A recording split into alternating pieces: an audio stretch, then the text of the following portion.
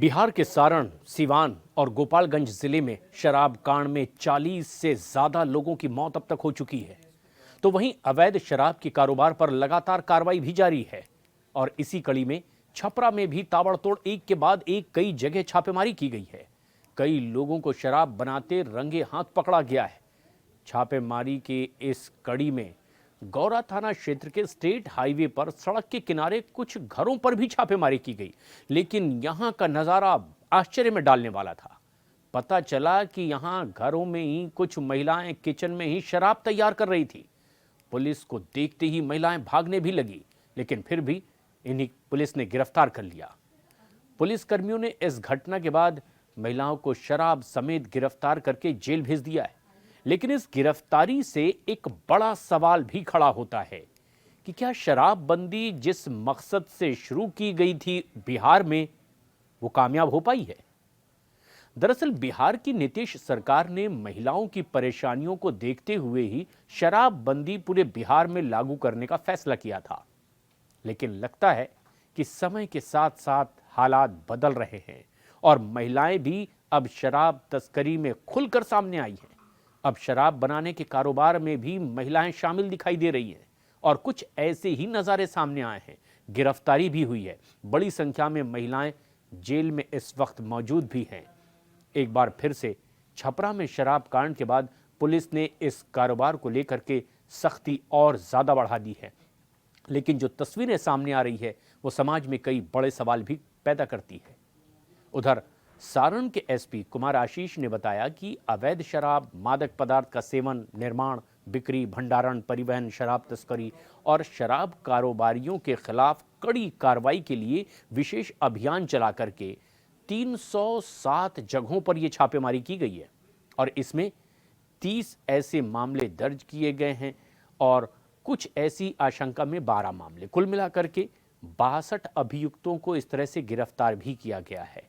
तो वहीं तकरीबन 1000 लीटर देशी शराब बरामद की गई है, करीब 18 लीटर विदेशी शराब बरामद की गई है, 28 लीटर स्पिरिट भी बरामद की है पुलिस ने, 6 मोटरसाइकिल, एक ई रिक्शा भी जब्त किया है जो इसी शराब बनाने के काले कारोबार से जुड़ा हुआ था। और इस पूरे अभियान में कुल मिलाकर के 28 शराब की भट्टियों को भी पूरी तरह से ध्वस्त करने का ऐलान पुलिस की ओर से किया गया। खास बात यह है कि तकरीबन 19,000 से ज़्यादा लीटर आधी बनी हुई शराब भी पुलिस ने नष्ट की है।